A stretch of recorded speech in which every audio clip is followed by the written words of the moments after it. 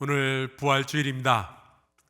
이전까지 40일 동안 최선을 다해서 사순절 새벽 예배에 참여해 주신 성도 여러분 모두에게 진심으로 감사를 드립니다. 우리가 비록 얼굴과 얼굴을 마주대하며 만나지는 못하였고, 저는 텅 빈 예배당에서 설교를 하며 온라인으로만 우리가 함께 예배를 드렸지만, 생각해 보니까 40일 동안 매일같이 함께 예배하고 기도하는 공동체가 있다는 것이 얼마나 행복한 일인지 모르겠습니다. 하나의 교회로 모이지 못하였더니 1000개의 교회로 흩어져서, 그러나 여전히 하나님의 임재를 경험하고 말씀을 나누고 기도하는 한사랑교회가 얼마나 영적으로 잘 준비되어져 있고 건강한 공동체였는지 새삼스럽게 깨달으며 주님께 감사를 했습니다.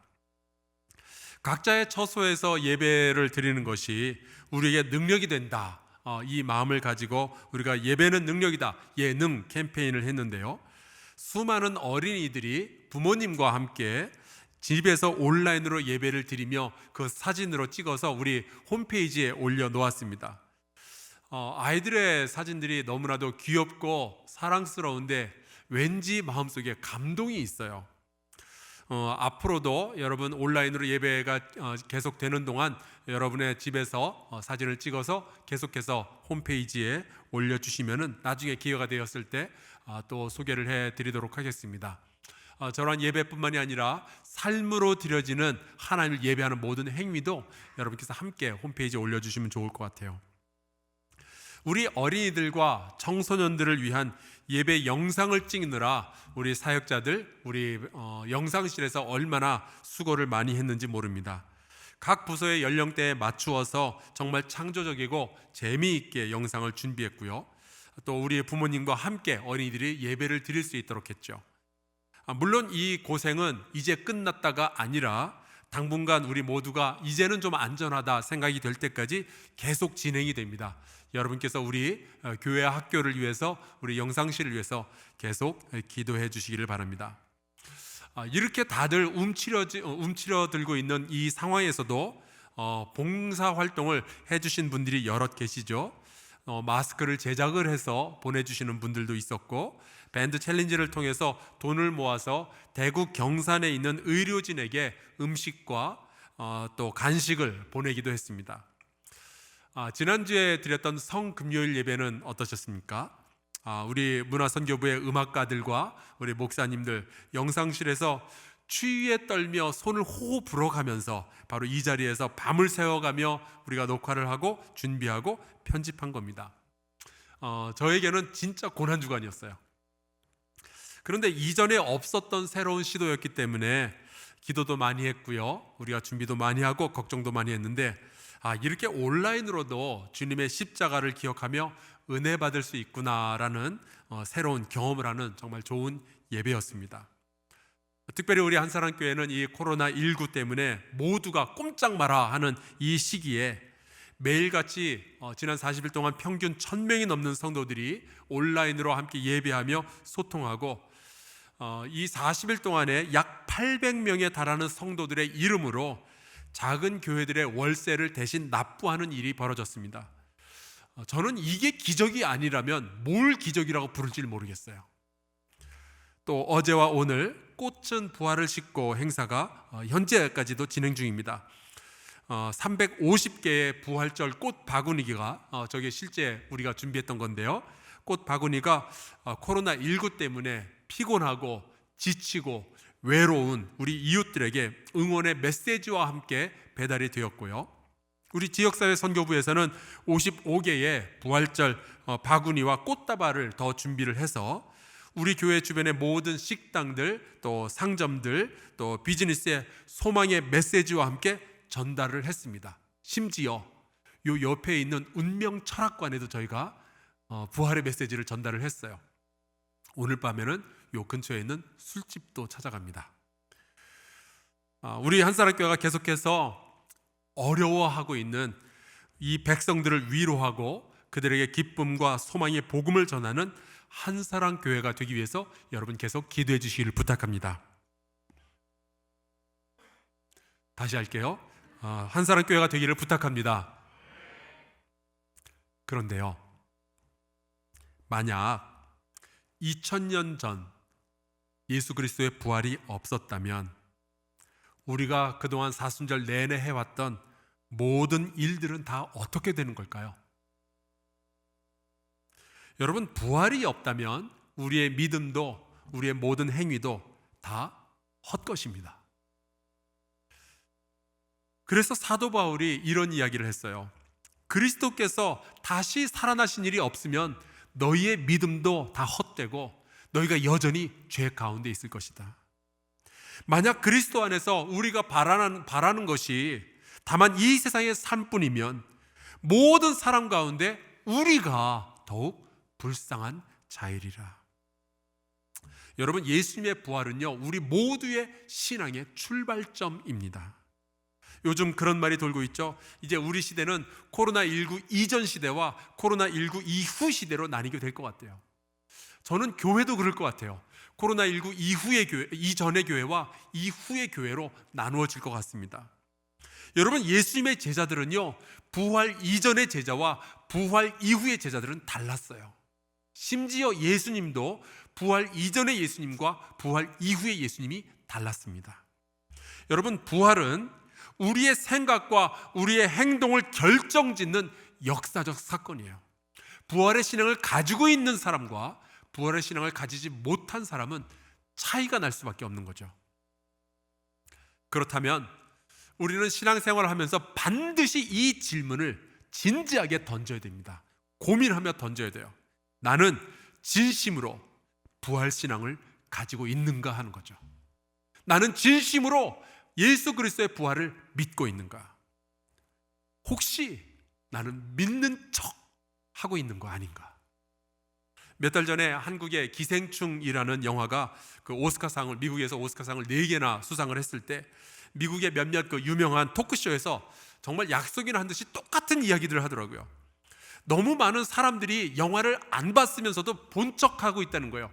하도 그 지식인들이 많이 보고 좋다 그러니까 본 척. 그래서 이제 물어보면은 영화가 너 어땠냐 그러면 너무 창조적이고 너무 재밌었다 말은 하는데, 그래서 어느 장면에서 그랬냐 그러면은 말을 못 하는 거예요. 왜냐? 안 봤으니까. 어쩌면 우리가 그러고 있을지도 몰라요. 부활을 믿냐? 믿는다고 다들 이야기를 하죠. 부활에 대해서 어떻게 생각하냐 그러면 감동적이다, 너무 감사하다 말은 해요. 그런데 그 부활이 너의 삶에 어떠한 영향을 끼치고 있느냐 그러면 할 말이 없는 거예요. 우리 한사랑교회 성도 여러분, 확실한 부활의 신앙을 가질 수 있기를 주의 이름으로 축원합니다. 이 부활 신앙을 가지면요, 우리의 삶도 우리의 예배도 달라질 수밖에 없어요. 초대교회에 이 부활 신앙을 가졌던 사람들은요, 이렇게 살았다고 합니다. 여자들은 자기의 죽은 자들을 부활로 받아들이기도 하며, 또 어떤 이들은 더 좋은 부활을 얻고자 하여 심한 고문을 받되 구차히 풀려나기를 원하지 아니하였다. 부활을 믿으니까, 부활 신앙을 가지고 있으니까 이 인생도 바뀌었고요, 죽음도 고난도 무섭지가 않았던 거예요. 오늘 저와 여러분이 함께 읽은 이 말씀에는 도마라는 예수님의 제자가 십자가에 달려 죽으신 예수 그리스도를 만나는, 그 부활을 경험하는 그 이야기가 담겨져 있습니다. 이 이야기를 통해서 부활 신앙이라는 것이 도대체 우리에게 어떤 의미가 있는 건지, 또 저와 여러분의 부활 신앙에 대해서 좀 잠깐 이야기를 나누려고 해요. 오늘 말씀의 배경 설명이 24절에 나옵니다. 12제자 중에 하나로서 디두모라 불리는 도마는 예수께서 오셨을 때에 함께 있지 아니하였다. 제가 목회를 하면서 보니까요, 이게 제일 어려운 문제예요. 다들 은혜 받았는데 딱 한 사람 못 받았을 때, 다들 상 받았는데 한 명 못 받았을 때 굉장히 어렵더라고요. 시험 드는 거예요. 여러분, 예수께서 부활하셔서 제자들을 찾아왔는데, 그래서 나머지 제자들은 부활하신 예수님을 다 봤는데 도마만 빠진 거예요. 딱 한 사람이 못 봤어요. 다른 제자들이 그래서 말을 전하죠. 우리가 부활하신 예수님을 봤다. 그때 도마가 이렇게 말합니다. 나는 직접 보고 내가 만져보기 전에는 못 믿겠다. 자기가 직접 보고 경험해 보기 전에는 못 믿는 사람들이 있죠. 여러분 주변에도 아마 그런 사람들이 있을 거예요. 제가 20대였을 때 어떤 사람들이 그러더라고요. 사랑하는 사람이 생기니까 하늘의 별을 따다 주고 싶더래요. 제가 그런 말하는 사람들을 믿을 수가 없어서 웃기지 말라 그랬어요. 그런데 제가 지금 함께 사는 제 아내를 만난 순간 별이 다 뭐예요? 달도 따다 주고 싶더라고요. 그런 걸 보니까 저에게도 도마의 피가 흐르고 있는 것 같아요. 제 아내가 아이를 임신했을 때 배가 불러가지고 이리 쏠리고 저리 쏠리고 그래서 잠을 못 자는 거죠. 그래서 너무 힘들다 그랬더니 어른들이 그러시는 거예요. 그래도 아기가 뱃속에 있을 때가 제일 편하대요. 그래서 제 아내가 그럴 리가 있냐고 믿을 수가 없다고 그랬죠. 근데 낳고 나서 보니까 알겠는 거예요. 애 키우는 게 얼마나 힘든 건지. 그러니까 제 아내도 도마의 피가 흐르고 있는 것 같아요. 여러분, 도마는요 말만 듣고서는 믿지를 못했습니다. 부활 신앙을 가질 수가 없었어요. 근데 여러분 생각해 보세요. 예수님을 3년이나 따라다녔잖아요. 예수님이 병자들 고치는 거 다 봤잖아요. 죽어있던 나사로를 살려내는 것도 본 사람이 도마예요. 물고기 2마리, 보리떡 5개로 5,000명이 먹이는 거, 그거 도마가 다 봤다고요. 그래도 예수님의 부활을 못 믿었어요. 여러분, 부활을 믿는다는 거 이거 쉬운 일이 아니에요. 사실은 우리가 신앙생활을 하면서도요 성경에 있는 여러 가지 말씀을 다 믿을 수 있느냐, 때로는 의심이 들 때가 있습니다. 하지만 여러분, 소망을 가지시길 바랍니다. 우리의 믿음이 연약할 때 성령께서 도우실 줄로 믿습니다. 사실은요 이 사도 바울이 베레아에 가서 복음을 증거할 때 그 베레아 사람들에 대해서 이런 기록이 남아 있어요. 베레아에 있는 사람들은 데살로니가에 있는 사람들보다 더 너그러워서 간절한 마음으로 말씀을 받고, 잘 들어보세요, 이것이 그러한가 하여 날마다 성경을 상고함으로. 이것이 그러한가. 여러분, 베레아 사람들도요 의심을 가슴속에 품고 있었어요. 하지만 그 사람들은 의심 때문에 망한 것이 아니라 오히려 이 의심을 풀어내기 위해서 더 구체적으로 성경을 공부하고 연구해서 복음을 받아들이게 된 거예요. 그렇다면 여러분, 우리의 신앙에 있어서 진짜 문제는요 겉으로 드러난 의심이 아니라 속으로 깊이 감추어진 위선이에요. 그럴 때 있잖아요. 여기까지 왔는데 이제 와서 아니라고 하기는 좀 그렇고, 그래서 가만히 있는 거예요. 사실은 안 믿어지는데 믿는 척하고 신앙생활을 하는 거죠. 여러분, 얼마나 우리가 더 그렇게 살아야 될까요? 우리 안 믿어지는 거 믿는 척하지 말고 오늘 이 부활신앙에 대해서 같이 고민하고요 주 앞에 엎드려서 기도하는 저와 여러분 될 수 있기를 주의 이름으로 축원합니다. 오늘 도마가 이렇게 말을 해요. 도마가 이르되 내가 그의 손에 못 자국을 보며 내 손가락을 그 못 자국에 넣으며 내 손을 그 옆구리에 넣어보지 않고서는 믿지 아니하겠노라. 여러분, 이 한마디 때문에 도마는 지난 2000년 동안 의심장이라는 별명을 달고 있었어요. 근데 저는 도마의 이야기를 보면서 이런 생각을 합니다. 만약 부활이 정말로 우리 신앙생활의 출발점이라면, 부활신앙을 가진 자와 가지지 않은 자가 완전히 다를 수밖에 없다면 안 믿겨지는데 믿는 척하면서 신앙생활을 할 것이 아니라 도마처럼 우리 정말 분명히 하고 신앙생활을 해야 되겠다라는 생각이에요. 여러분, 그렇게 생각하지 않으세요? 언제까지 우리 믿는 척하면서 내가 집사니까 그냥 믿고 있어, 그러고 그냥 지나가겠냔 말이에요. 여러분, 마태복음 28장 제일 끝에 가서 보면요, 예수께서 그 부활하신 제자들을 모읍니다. 그 다음에 그들에게 선교 명령을 내리시는 아주 유명한 장면이 있죠. 그런데 거기에 굉장히 생뚱맞은 구절이 하나가 나와요. 17절, 예수를 배웁고 경배하나 아직도 의심하는 사람들이 있더라. 아니, 제자들이잖아요. 죽었다가 살아나신 예수님을 지금 눈앞에 두고 보고 있잖아요. 그분 앞에 엎드려 경배를 하고 있으면서도 의심하는 거예요. 여러분, 신앙생활 하다 보면요 예배를 드리는데 의심하는 자들이 있어요.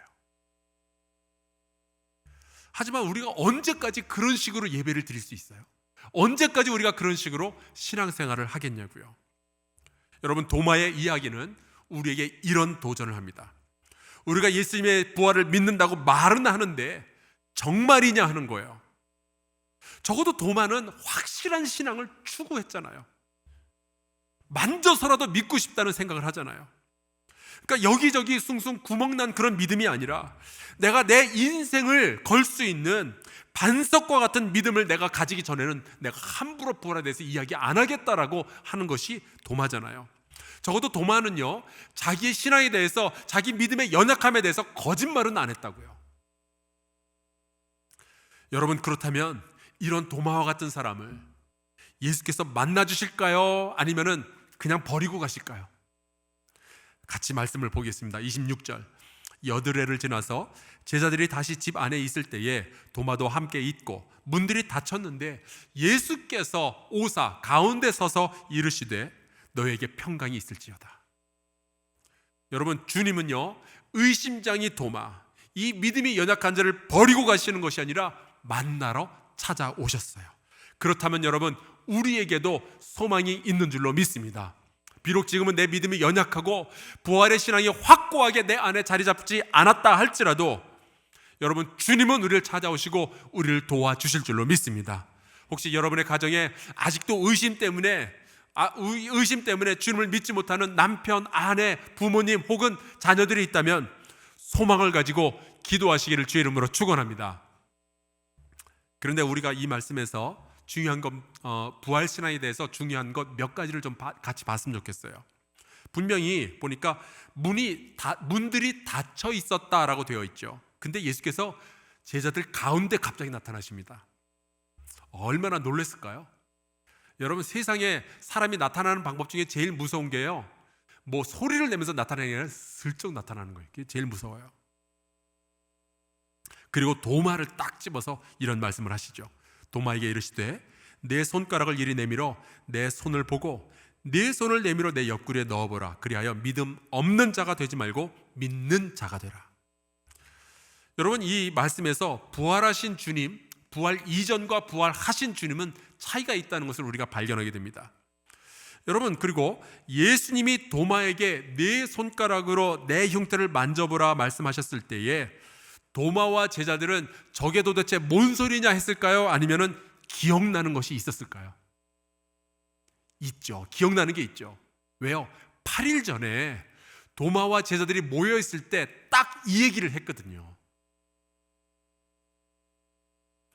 여러분, 주님은 문이 닫혀 있는데도 사람들 가운데 나타나시고요, 예수님은 그 자리에 안 보이셨는데도요, 제자들의 이야기를 듣고 계셨던 거예요.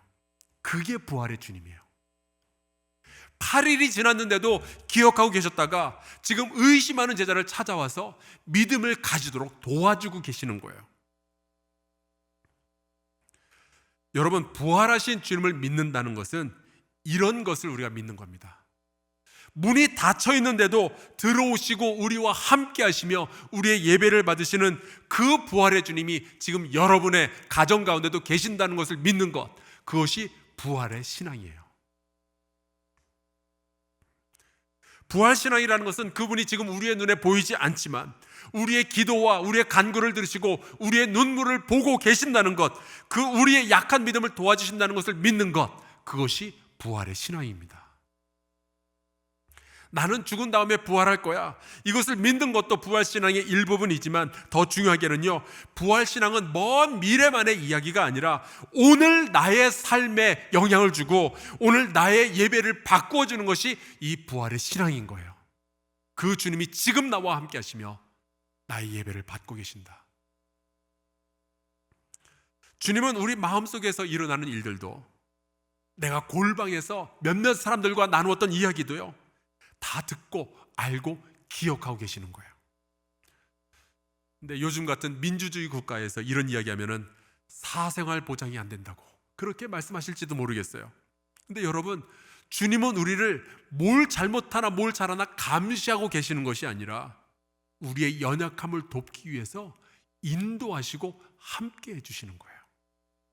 내가 너희와 영원히 함께 하겠다 말씀하시는 그분은 육신으로 계셨을 때는, 부활 이전에는 2000년 전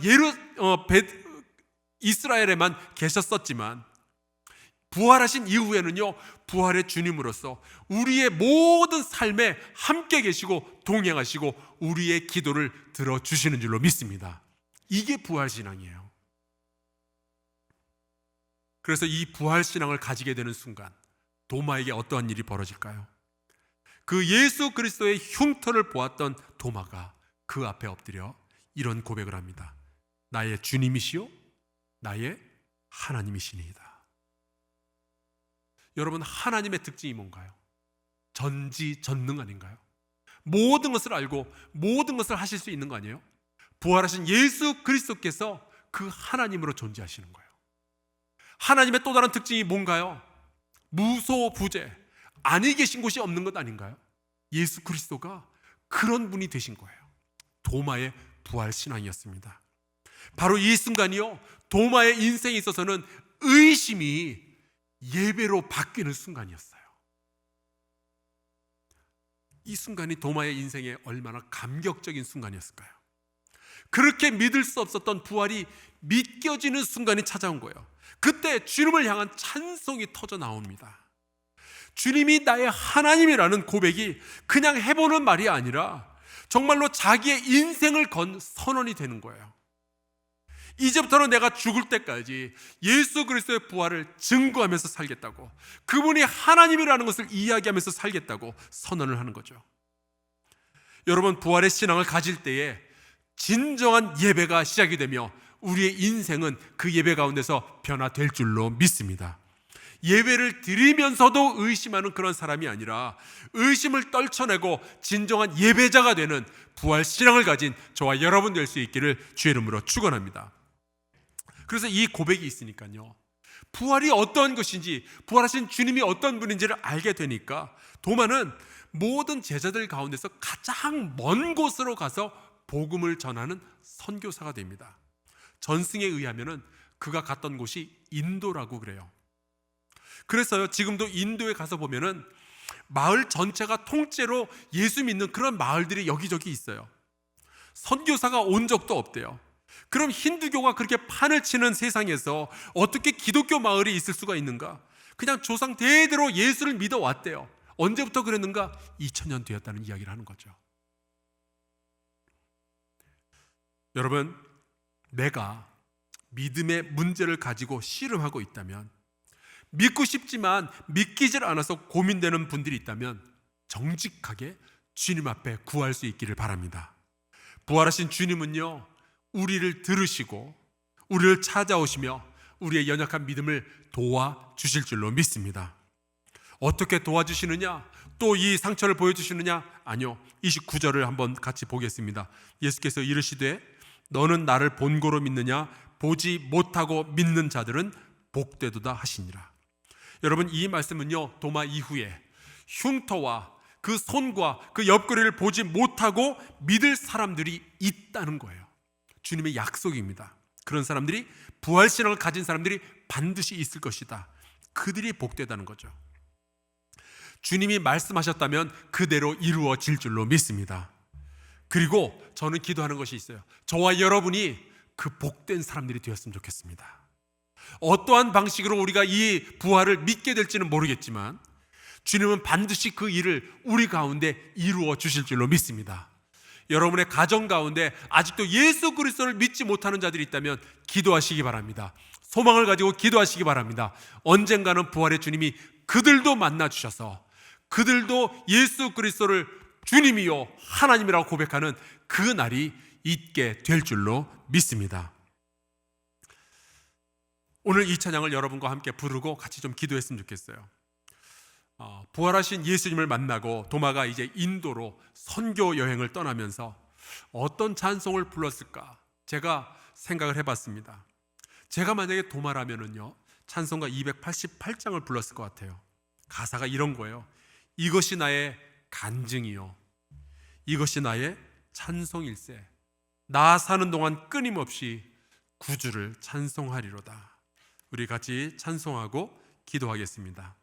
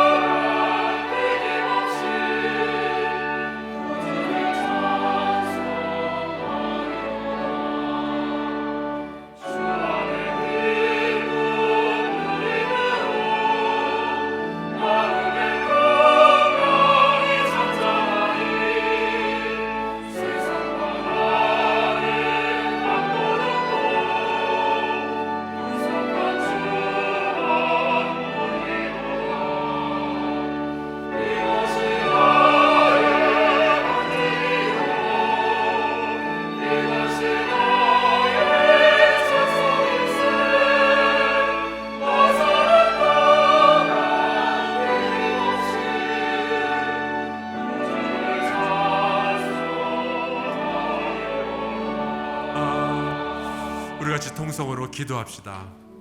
하나님, 말로만이 아니라 진정한 부활 신앙을 갖게 하여 주옵소서.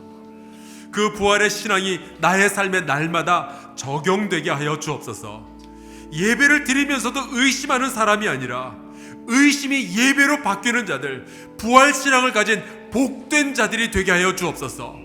우리의 가정 가운데 아직도 의심을 품고 주님께 나오지 못하는 자들, 아버지여, 주께서 저희를 만나주시고 저희의 연약함을 도와 주옵소서. 통성으로 같이 기도합시다. 아버지 하나님, 우리가 하나님 집사가 되고 권사가 되고 장로가 되면서도 여지껏 그 부활의 예수 그리스도를 만나지 못한 자들, 하나님, 부활 신앙이 내 안에 확실히 자리 잡지 못한 자들, 주님께서 도와주시기를 간절히 소원하고 원합니다. 하나님 아버지, 언제까지 우리가 이런 위선적인 신앙을 가지고 살아가겠습니까? 하나님 아버지, 부활절날 주 앞에 감사의 예배를 드리지만 아직도 부활의 예수 그리스도를 만나지 못하여서 하나님 의심하고 두려워하고 하나님, 내가 가진 사명을 알지 못하는 이 삶을 얼마나 더 살아가겠습니까? 주님, 저희를 돌보아 주셨어요. 확실한 부활의 신앙이 우리 가운데 있게 되기를 간절히 소원하고 원합니다.